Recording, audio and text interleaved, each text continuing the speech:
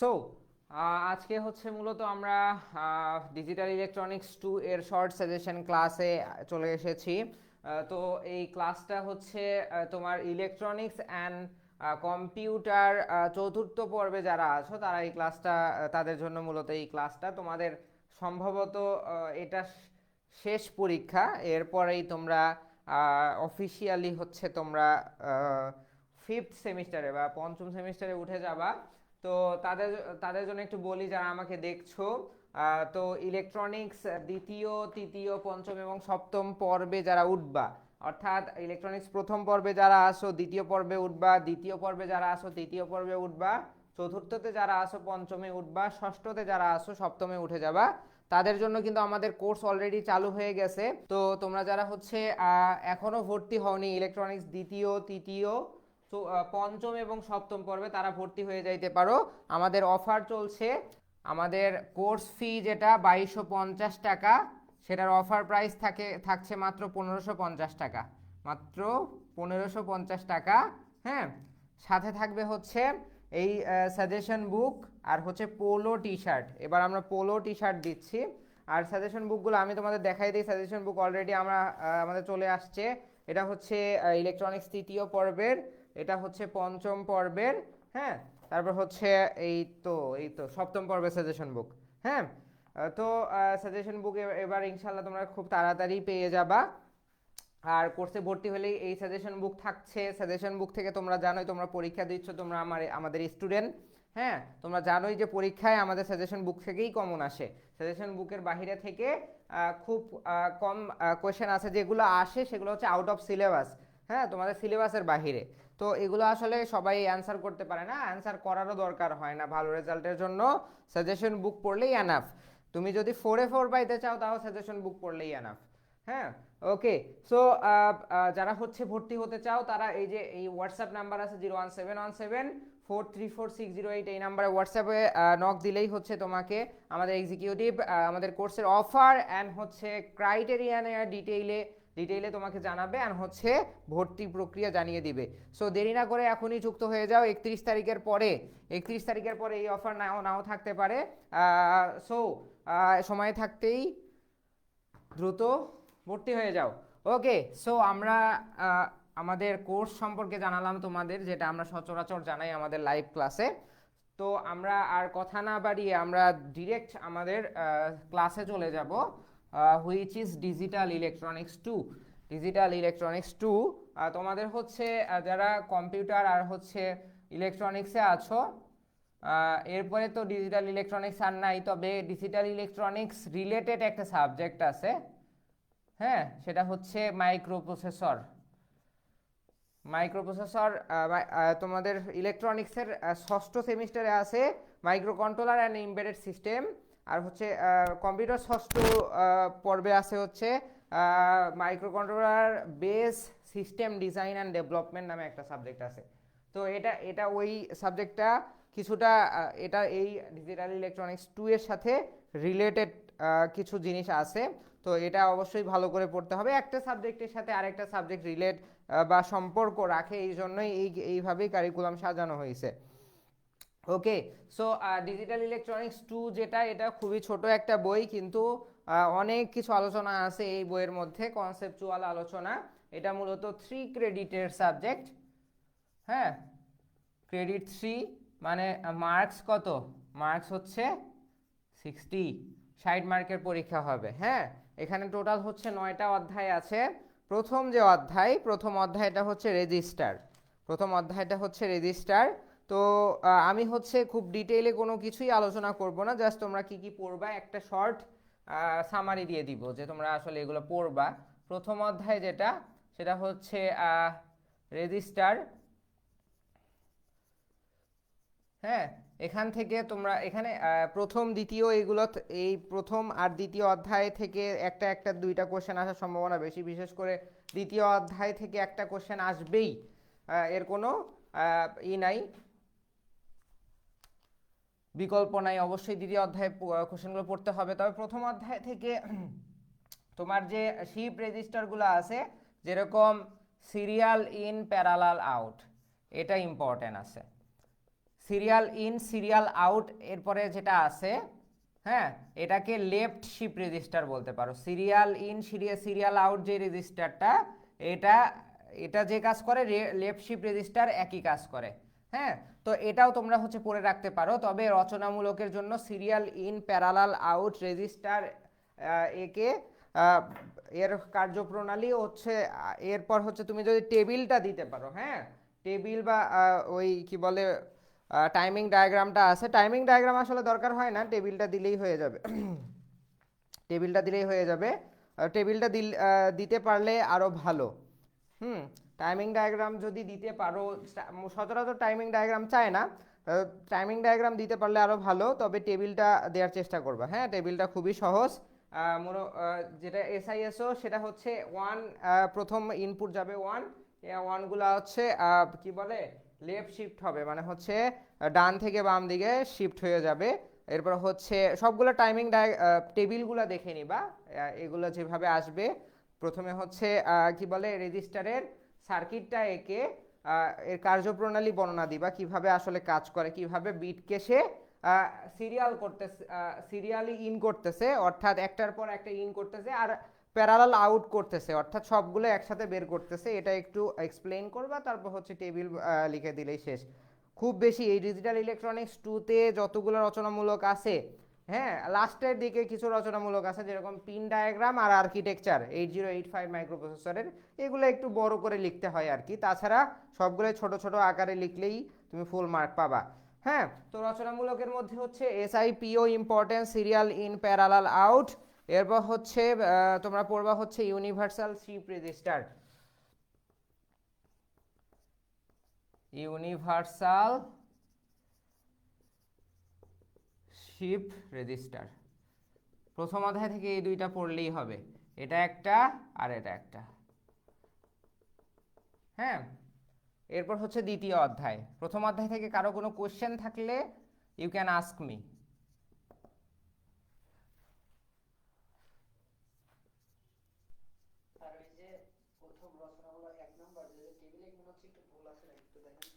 কি কোথায়? এই যে 1 নম্বর রচনা 1। হুম হুম হুম।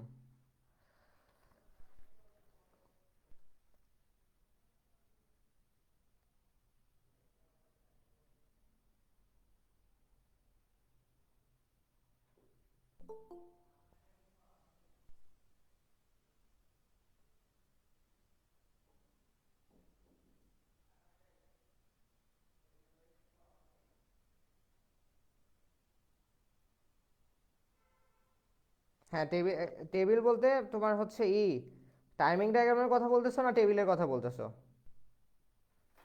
স্যার এই যে টেবিল, এই যে ফার্স্ট ক্লক পালস, আবার ফার্স্ট ক্লক পালস দুইবার মনে হচ্ছে আছে। কোনটা, এসআইএসও না এসআইপিও তে? এসআইপিও।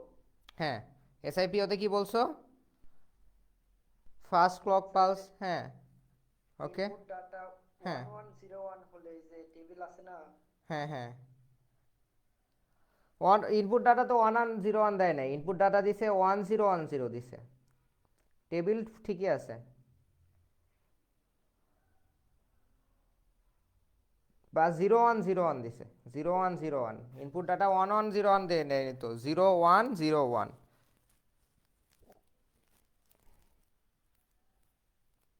ভুল নাই, ঠিক আছে।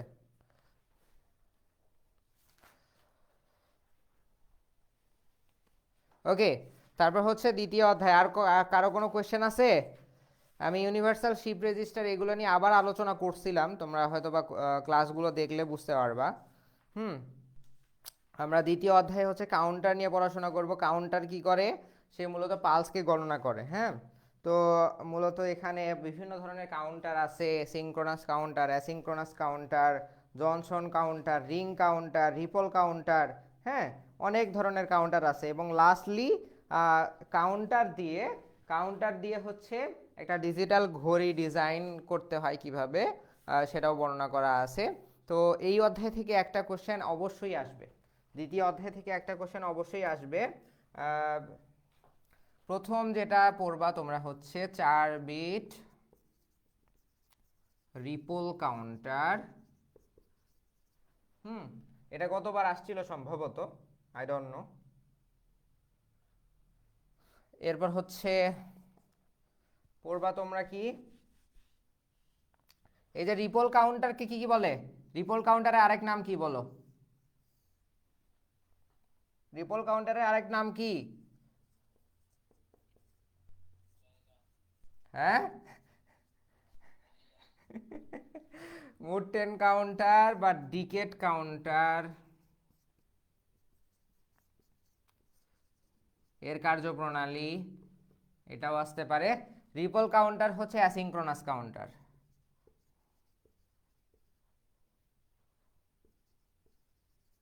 রিপল কাউন্টারকে অ্যাসিঙ্ক্রোনাস কাউন্টার বলা হয়, ঠিক আছে? যদি বলে 4 বিট অ্যাসিঙ্ক্রোনাস কাউন্টারের বর্ণনা দাও, আর যদি বলে রিপল কাউন্টারের বর্ণনা দাও, একই কথাই। রিপল কাউন্টার আর অ্যাসিঙ্ক্রোনাস কাউন্টার একই জিনিস। হ্যাঁ, যদি যদি বলে অ্যাসিঙ্ক্রোনাস কাউন্টারের মধ্যে আবার আছে আপ কাউন্টার, ডাউন কাউন্টার, তাই না? যদি উল্লেখ করে দেয় যে আপ কাউন্টারের বর্ণনা দাও, তাহলে আপ কাউন্টারের বর্ণনা দিবা। যদি উল্লেখ করে দেয় ডাউন কাউন্টারের বর্ণনা দাও, তাহলে ডাউন কাউন্টারের বর্ণনা দিবা। আর যদি উল্লেখ না করে, তাহলে যে কোনো একটা দিলেই হবে, ঠিক আছে? আপ দাও অথবা ডাউন দাও, একটা দিলেই হবে, সমস্যা নাই। ওকে, মুড 10 কাউন্টার। এরপর হচ্ছে এরপর হচ্ছে 4 বিট সিনক্রোনাস কাউন্টার। এরপর লাস্ট, এই অধ্যায় থেকে 4টা রচনামূলক, যে কোনোটাই আসতে পারে, বলা যায় না। ডিজিটাল ক্লক এর ব্লক ডায়াগ্রাম, 4টার মধ্যে একটা 100% আসবে। তার মধ্যে সবচেয়ে বেশি আসার সম্ভাবনা কোনটা? সবচেয়ে বেশি আসার সম্ভাবনা হচ্ছে এটা, তারপর হচ্ছে এটা। হ্যাঁ, আর এই দুইটা হচ্ছে 2 স্টার, ঠিক আছে?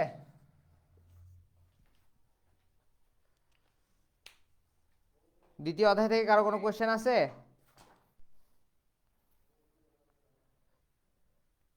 থাকলে বলতে পারো।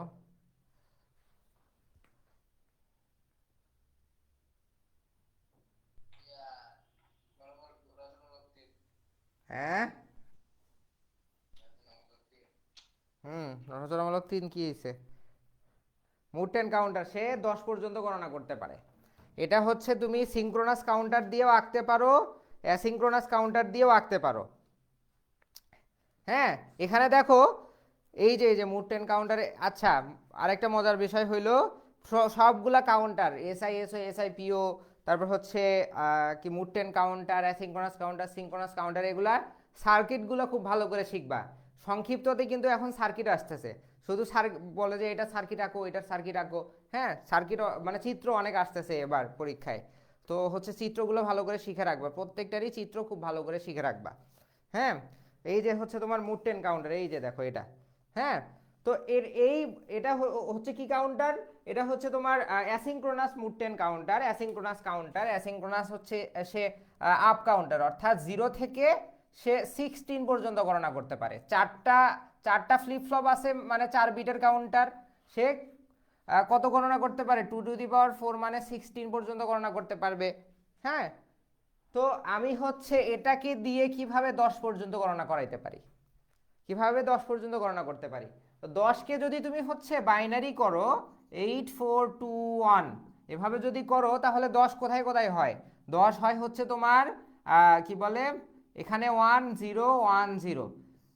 যদি হচ্ছে এখানে 4টা ফ্লিপ ফ্লপ থাকে, Q3, Q2, Q1, Q0, 4টা ফ্লিপ ফ্লপ থাকে, তাহলে যখন তোমার Q3-তে 1 আর Q1-এ 1 হবে, তখনই কিন্তু 10 গণনা করে। 10-এর পর সে এর পরের স্টেপে, এর পরের ক্লক পালসে কি গণনা করবে? এর পরের ক্লক পালসে হচ্ছে সে 11 গণনা করবে। তো আমি তো 11 গণনা করতে চাই না, সে মুড 10 পর্যন্ত গণনা করবে। সেই জন্য এখানে দেখো এই সার্কিটে কি করা আছে, এই যে দেখো, এই সার্কিটে এই যে তোমার হচ্ছে Q3 আর এই যে অ্যান্ড গেটটা দেখো, তোমার Q1 আর Q3, এই দুইটা ফ্লিপ ফ্লপ থেকে যখন 1 1 আসবে, তখন অ্যান্ড গেটে 1 1 আসলে কি হয়? অ্যান্ড গেটে একমাত্র 1 আর 1 আসলে 1 হবে, তাছাড়া এখানে যদি 0 এখানে 1 এখানে 0 এখানে 1 আসলেও সবগুলোতেই 0 আসে, 0 0 দিলেও 0 আসে। তো এখানে হচ্ছে যখন Q3-তে 1 আর হচ্ছে Q1-এ 1 আসে, সেই দুইটার আউটপুটকে আবার একটা অ্যান্ড গেটের সাথে যুক্ত করে তারপর সেটাকে আবার আরেকটা গেট দিয়ে ক্লিয়ারে যুক্ত করা হয়েছে। অর্থাৎ যখন Q3-তে 1 আর Q1-এ 1 আসবে, এটা ওই অ্যান্ড গেটটাকে অ্যাক্টিভ করবে, অ্যান্ড গেট থেকে একটা পালস হচ্ছে ক্লিয়ার গেটে যাবে, অর্থাৎ সবগুলোকে আবার 0 0 করে দিবে। অর্থাৎ 10 পর্যন্ত গণনা করার পর কি সবগুলোকে 0 0 করে দিবে। এটাই হচ্ছে মুড 10 কাউন্টার। যদি মুড 6 কাউন্টার তৈরি করতে বলে তাহলে কি করবা? মুড 6 কাউন্টার তৈরি করতে বললে তখন হবে 0 1 1 0। মুড মুড 6 কাউন্টারকে জনসন কাউন্টার বলা হয়। হ্যাঁ, মুড 6 কাউন্টারকে কি বলে? জনসন কাউন্টার বলে। তো সেটা বানাইতে হলে কি করতে হবে? শুধু Q2 আর Q1 এর আউটপুটকে অ্যান্ড গেটে দিয়ে ক্লিয়ারে দিয়ে দিতে হবে। বুঝছো? ক্লাসটা একটু আর্লি হলে ভালো হয়। কোন ক্লাস? ও আচ্ছা, ওকে, বুঝছো কি বলছি? বুঝছো নি? ভাই নেট কি আমারই খারাপ না সবারই একটু বাধা বাধা লাগছে? তোমারই খারাপ মনে হচ্ছে। হ্যাঁ ভাইয়া, বাজে বাজে লাগছে একটু ভিডিও। কি বলো? দাঁড়াও দেখছি কি করা যায়।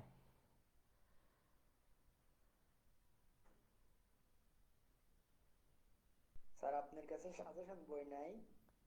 আছে তো, কেন? সাজেশন বই দেখেই নাই, কি করে? কি?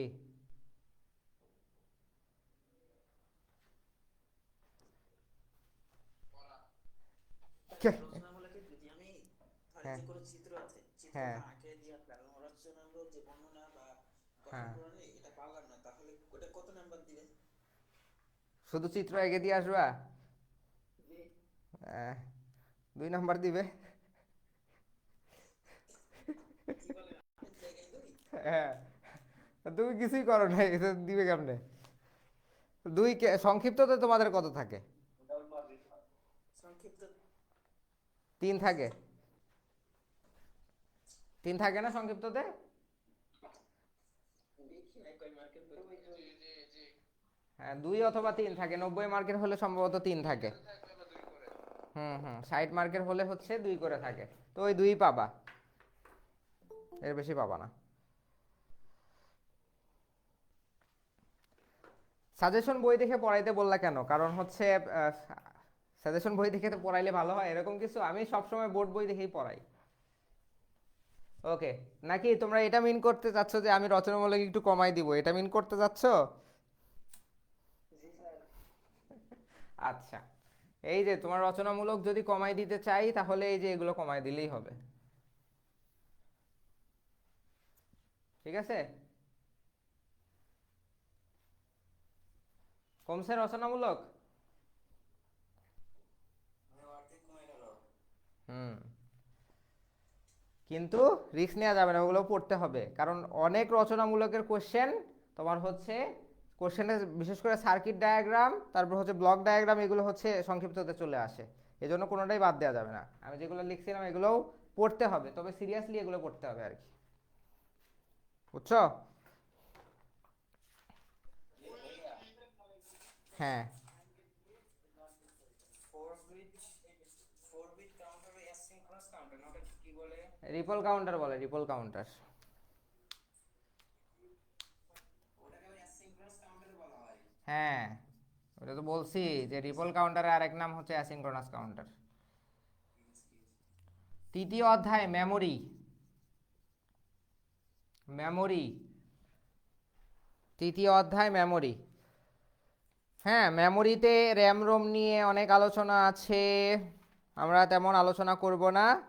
মেমোরি রিড রাইট অপারেশন, এটা পড়লেই হবে। এটা আসার সম্ভাবনা অনেক বেশি। কালকে এটা যায় লেখা শুরু করে দিবা।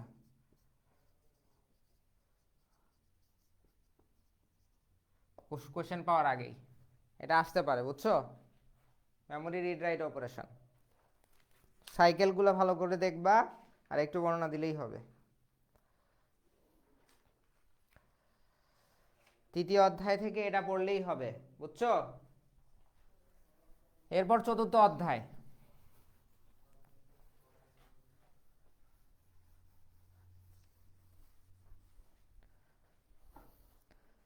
চতুর্থ অধ্যায় থেকে তোমরা কি পড়বা? চতুর্থ অধ্যায়ে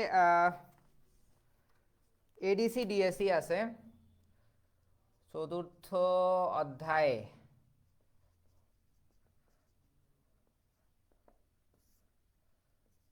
এডিসি ও ডিএসি, এখান থেকেও একটা রচনামূলক কনফার্ম, তিনটা রচনামূলক তোমাদের কনফার্ম হয়ে যাচ্ছে প্রায়, আর তিনটা হচ্ছে র্যান্ডম থাকবে। এই অধ্যায় থেকে একটা রচনামূলক কনফার্ম। কোনটা কোনটা আসতে পারে? তোমার হচ্ছে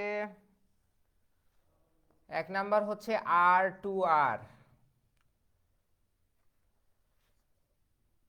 ল্যাডার দিয়ে ডিএ কনভার্টার। হ্যাঁ, 2 নাম্বার হচ্ছে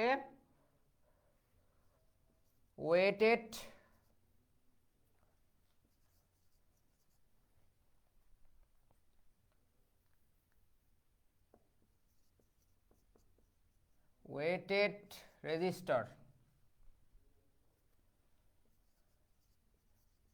রেজিস্টার, দিয়ে ডিএ কনভার্টার। হ্যাঁ, আর এখান থেকে সংক্ষিপ্ত হিসেবে পড়তে পারো, সংক্ষিপ্ত হিসেবে খুব ইম্পর্টেন্ট হচ্ছে sample and hold circuit, sample and hold circuit, এটা পড়তে পারো। গতবার সম্ভবত 3 বিট প্যারালাল অ্যাডার আসছিল সম্ভবত, তাই না? 3 বিট প্যারালাল অ্যাডার আসছিল, ওটাও একটু দেখে নিতে পারো। তবে এই দুইটা আসলে এই দুইটাই আসবে আর কি, আসার সম্ভাবনাই বেশি চতুর্থ অধ্যায় থেকে। হ্যাঁ, পঞ্চম অধ্যায়। হ্যাঁ, কি বলছো?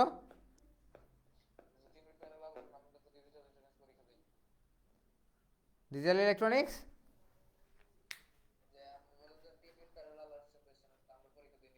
আরে গতবার, হ্যাঁ গতবার গত বছর পিএলডিএস, পঞ্চম অধ্যায় হচ্ছে পিএলডিএস, প্রোগ্রামেবল লজিক ডিভাইস। এখান থেকে সংক্ষিপ্ত অতি সংক্ষিপ্ত আসবে, রচনামূলক আসবে না। হ্যাঁ, ভাই একটা প্রশ্ন ছিল। বলো। চতুর্থ অধ্যায়ে আপনি ক্লাস নিছিলেন ওই যে হুম, R2R হ্যাঁ ল্যাডারের, ওইটাতে হ্যাঁ একই সূত্র ফলো করছিলেন দুইটা, হ্যাঁ হ্যাঁ 3 আর 4, হুম, ওইভাবে করে দিলে হবে? হবে। তবে কোনো বর্ণনা দিছিলেন না কিন্তু। বর্ণনা দিতে হবে তো, বর্ণনা না দিলে কি হয় নাকি রচনামূলকের? আচ্ছা ঠিক আছে। বর্ণনা দিতে হবে তো, দুইটা একই সূত্র প্রায়। তবে সার্কিটটা কিন্তু আলাদা, সার্কিটটা বুঝছো তো নাকি? জি ভাইয়া আলাদা। হ্যাঁ, সার্কিটটা আলাদা, সার্কিটের গঠনটা আলাদা, সূত্র একই জিনিস, দুইটাই তো একই কাজ করে, কাজ তো এক। সে অ্যানালগ থেকে ডিজিটালে কনভার্ট করে, কিন্তু সার্কিটটা আলাদা। তবে এই সূত্রটা নিয়ে আমার ডাউট আছে, এটা আমি দেখার সময় পাই নাই। এই সূত্রটা হয়তো বা আলাদা হতে পারে, যাই হোক ওটা দিয়ে দিও, এটা ইংলিশ রাইটারের বই দেখা লাগতো।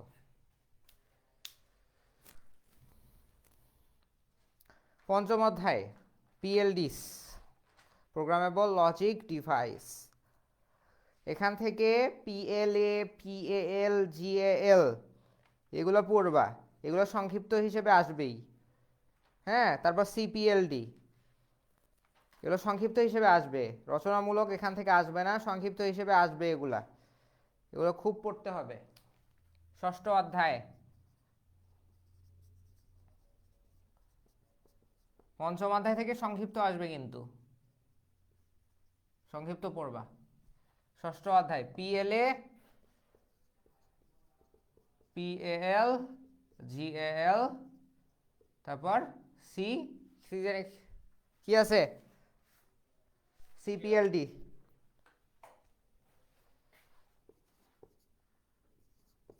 Complex programmable logic device.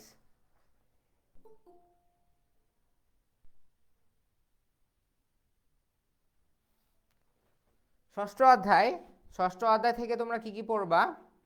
ষষ্ঠ অধ্যায় থেকে স্যাপ 1 স্যাপ 1। আমরা এবার ডুয়েটে স্যাপ 2 স্যাপ 3 এগুলো পড়ছি থার্ড ইয়ারে। তো ষষ্ঠ অধ্যায় থেকে আসার মতো একটাই কোশ্চেন আছে, সেটা হলো স্যাপ 1 এর ব্লক ডায়াগ্রাম। স্যাপ 1 এর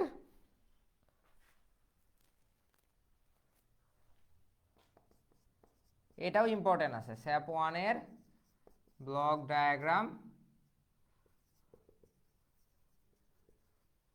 একে বর্ণনা দাও। ঠিক আছে, এটা ষষ্ঠ অধ্যায়। সপ্তম অধ্যায়, সপ্তম অধ্যায় থেকে কি পড়বা? মাইক্রোপ্রসেসরের বৈশিষ্ট্য। সপ্তম অধ্যায়ে পিন ডায়াগ্রাম, মাইক্রোপ্রসেসরের পিন ডায়াগ্রাম, পিন ডায়াগ্রাম ও তার বর্ণনা। 8085 মাইক্রোপ্রসেসর এর পিন ডায়াগ্রাম একে বর্ণনা দাও। হ্যাঁ, এটা হচ্ছে 40 পিনের আইসি। 40 পিনের কি কি কাজ? অ্যাড্রেস বাস হচ্ছে 16 বিটের অ্যাড্রেস বাস, 8 বিটের ডাটা বাস। 1 থেকে 7 হচ্ছে তোমার হচ্ছে ডাটা, আর হচ্ছে 1 থেকে 15 হচ্ছে অ্যাড্রেস। আর হচ্ছে তোমার হায়ার অর্ডার অ্যাড্রেসগুলো, অর্থাৎ 8 থেকে 15 হচ্ছে সিঙ্গেল থাকে, আর 1 থেকে 7 হচ্ছে তোমার মাল্টিপ্লেক্স অবস্থায় থাকে। তো অর্থাৎ ডাটা এবং অ্যাড্রেস একসাথে থাকে। সেটাকে কন্ট্রোল করে হচ্ছে ALE বা অ্যাড্রেস ল্যাচ ইনেবল। হ্যাঁ, এগুলো বর্ণনা দিবে এক এক করে। এগুলো আমি দেখাই দিছি কিভাবে বর্ণনা দিতে হয়। অষ্টম অধ্যায়ে, অষ্টম অধ্যায়ে হচ্ছে 8085 মাইক্রোপ্রসেসরের প্রোগ্রামিং। ভাইয়া হ্যাঁ, সপ্তম অধ্যায় থেকে ওই এক নাম্বারটাই দিলেন, আর কি দিব? মাইক্রোপ্রসেসরের আর্কিটেকচার ও হ্যাঁ হ্যাঁ হ্যাঁ, আর্কিটেকচারও তো আছে, এটাও আছে, এটাও ইম্পর্টেন্ট। দুইটাই কি ইম্পর্টেন্ট? হ্যাঁ, দুইটাই ইম্পর্টেন্ট। দুইটাই করতে হবে। আর্কিটেকচার, তবে পিন ডায়াগ্রামটা বেশি ইম্পর্টেন্ট, এটা বেশি ইম্পর্টেন্ট। আর্কিটেকচারও ইম্পর্টেন্ট আছে। ঠিক আছে, অষ্টম অধ্যায়। অষ্টম অধ্যায় হচ্ছে তোমার মাইক্রোপ্রসেসরের প্রোগ্রামিং, হ্যাঁ, অ্যাড্রেসিং মোড সমূহের বর্ণনা, এটাও ইম্পর্টেন্ট আছে। মোড সমূহের বর্ণনা, অ্যাড্রেসিং মোড সমূহের বর্ণনা, এটা হচ্ছে অষ্টম অধ্যায়। নবম অধ্যায় থেকে রচনামূলক আসবে না, নবম অধ্যায় থেকে রচনামূলক আসবে না। তবে হচ্ছে মেমোরি ম্যাপড আইও, আইও ম্যাপড আইও, এই টপিকটা আমি দেখে যখন হচ্ছে পড়াইছিলাম তোমাদের, এটার হচ্ছে রেকর্ড ক্লাস ছিল না, কারণ হচ্ছে আমি ফেসবুকে হচ্ছে রেকর্ড অন করতে ভুলে গিয়েছিলাম, এটা রেকর্ড ক্লাস ছিল না। এই জন্য তোমার প্রাইভেট গ্রুপে হয়তো বা পাও নাই। যারা হচ্ছে লাইভ ক্লাস করছো তোমার হচ্ছে ইতে কি বলে গুগল মিটে, তারা হচ্ছে দেখতে পারছে আমি এটা বিষয় অনেক ক্লাস নিছি। এই অধ্যায় থেকে, নবম অধ্যায় থেকে দুইটা টপিক ইম্পর্টেন্ট। একটা হচ্ছে আইও ম্যাপড আইও, মেমোরি ম্যাপড আইও, এই দুইটার মধ্যে পার্থক্য। আরেকটা হচ্ছে বাস লেস ল্যাচ ব্যবহার করে, একটা ল্যাচিং সার্কিট ব্যবহার করে কিভাবে মাল্টিপ্লেক্স করা হয়। অর্থাৎ এই যে তোমার 1 থেকে 7 নাম্বার, 1 থেকে 7 নাম্বার যে আছে AD0 থেকে AD7, এখানে হচ্ছে অ্যাড্রেসও যায়, ডাটাও যায়। হ্যাঁ, তো কখন অ্যাড্রেস যাবে কখন ডাটা যাবে সেটা কিভাবে কন্ট্রোল করা হবে? এক লাইন দিয়ে তো দুইটা একসাথে যাইতে পারে না, সেটা কিভাবে কন্ট্রোল করা হবে? সেই জন্য একটা কি বলে বাস ইন্টারফেস ইউনিট ব্যবহার করা হয়, বা একটা আইসি ব্যবহার করা হয়। আইসিটার নাম হচ্ছে 74LS373। এই আইসি দ্বারা কখন অ্যাড্রেস যাবে কখন ডাটা যাবে সেটাকে নির্ধারণ করা হয় বা ডিসাইড করানো হয়। হ্যাঁ, এই দুইটা পড়বা, এটা সংক্ষিপ্ত হিসেবে আসতে পারে। হ্যাঁ, যে বাসে কি বলে বাস ল্যাচ ব্যবহার করে মাল্টিপ্লেক্সিং প্রক্রিয়া। হ্যাঁ, এটা আসতে পারে। আমরা হচ্ছে এটা তোমাদের হচ্ছে যখন আমি ক্লাস নিয়েছিলাম তখন এই সার্কিট একেই দেখাই দিয়েছিলাম যে আসলে এটা কিভাবে কাজ করে। এখান থেকে সংক্ষিপ্ত করবো, নবম অধ্যায় থেকে সংক্ষিপ্ত আসতে পারে। এই হলো কথাবার্তা, শেষ বই, আর তো কিছু নাই, তো এগুলো পড়লেই হবে। কোনো কোশ্চেন থাকলে জিজ্ঞেস করতে পারো, নাহলে আমি শেষ করে দিব। আচ্ছা ভাই, পার্থক্য কি কি পড়া লাগবে সংক্ষিপ্ত জন্য? অনেকগুলো তো পার্থক্য। হ্যাঁ, পার্থক্য সবগুলোই পড়তে হবে, পার্থক্য ইম্পর্টেন্ট আছে। তবে এখন হচ্ছে সার্কিট বেশি আসতেছে, এবারের কোশ্চেন প্যাটার্নে সার্কিট বেশি আসতেছে পার্থক্যের তুলনায়। ইকুয়েশন তোমার এই বইয়ে তো ইকুয়েশন নাই, ইকুয়েশন না আসার সম্ভাবনা নাই, এই জন্য সার্কিট ডায়াগ্রাম এগুলো আসে আর কি, এগুলো আসতেছে, এই জন্য এগুলো পড়বে ভালো করে, ঠিক আছে? ওকে, সো ভালো থাকো, তোমাদের সাথে হয়তো বা নেক্সট কোর্সে দেখা হবে। যারা এখনো ভর্তি হওনি দ্রুত ভর্তি হয়ে যাও। ইলেকট্রনিক্স দ্বিতীয়, তৃতীয়, পঞ্চম এবং সপ্তম পর্বে দেখা হবে। সবার জন্য শুভকামনা রইল, সবাই ভালো করে পরীক্ষা দাও, শেষ পরীক্ষা, আর পরীক্ষা দিয়ে জানাও। আর কোনো প্রবলেম থাকলে, কোনো প্রবলেম ফেস করলে অবশ্যই টেলিগ্রাম গ্রুপে জানাবা। আর যারা আমাকে লাইভে দেখছো আমাকে কমেন্টে জানাইতে পারো। ভাইয়া ডিজিটাল কি বলছে, ইলেকট্রনিক্স 2A অনেক বড় বড় বর্ণনা আছে, কেমনে কি করব? আচ্ছা, বর্ণনা যেগুলো বড় আছে এগুলা হচ্ছে সব একসাথে দিতে হবে না, যেরকম আর্কিটেকচার অনেক বড় আছে, এগুলো আমি তোমাদের পেইড ব্যাচের স্টুডেন্টদের বলে দিছিলাম, একজন কমেন্ট করছো এই জন্য বলি। তোমরা হচ্ছে ওই যে 40 পিনের পিন ডায়াগ্রামের বর্ণনা আছে না, এগুলো তোমার যতটুকু মনে থাকে ততটুকু বর্ণনা দিবা। প্রত্যেক এই যে তোমার হচ্ছে বাস, কি বলে, অ্যাড্রেস বাসের জন্য কিছু বর্ণনা দিলা, টাটা বাসের জন্য কিছু বর্ণনা দিলা, তারপর হচ্ছে সিরিয়াল পোর্টের জন্য কিছু বর্ণনা দিলা, তারপর হচ্ছে কিছু ফাংশনের জন্য, যেমন হচ্ছে মেমোরি, আইও, বিভিন্ন ফাংশন, এক একটা পিনের এক একটা কাজ আছে। হ্যাঁ, এগুলো আমরা হচ্ছে তোমাদের পেইড ব্যাচে আলোচনা করছি। তো যতগুলা পিন সম্পর্কে তো পুরো পিন ডায়াগ্রাম তো আঁকতে হবে, প্রথমে পিন ডায়াগ্রামটা এঁকে ফেলবা, তাহলে বর্ণনা দিতে সহজ হবে। পিন ধরে ধরে তুমি এক একটার এক এক লাইন করে লিখলে, এক লাইন করে লিখলেই তো অনেক বড় হয়ে যায়। যতটা সম্ভব প্রত্যেকটা পয়েন্টই এক্স্যাক্ট করে সবগুলাই বর্ণনা দিতে হবে এমন কোনো কথা নাই, যতটুকু মনে থাকে বর্ণনা দিবা। আর্কিটেকচারের ক্ষেত্রেও সেম কথা। আর অন্যান্য প্রশ্নগুলো কিন্তু এত বড় না। হ্যাঁ, আর অ্যাড্রেসিং মুড এখানে অনেকগুলা বড় বড় এক্সাম্পল টেবিল দেওয়া আছে। অ্যাড্রেসিং মুড কোনটা, কি অ্যাড্রেসিং মুড, এটা হচ্ছে জাস্ট 1-2 লাইনে লিখে দিবা যে এটা এই অ্যাড্রেসিং মুড এভাবে কাজ করে, এর এই অংশ থাকে। হ্যাঁ, আর হচ্ছে একটা করে উদাহরণ দিয়ে দিবা। বইয়ে অনেকগুলো উদাহরণ দেওয়া আছে, এতগুলো উদাহরণ দেওয়ার দরকার নাই, ঠিক আছে?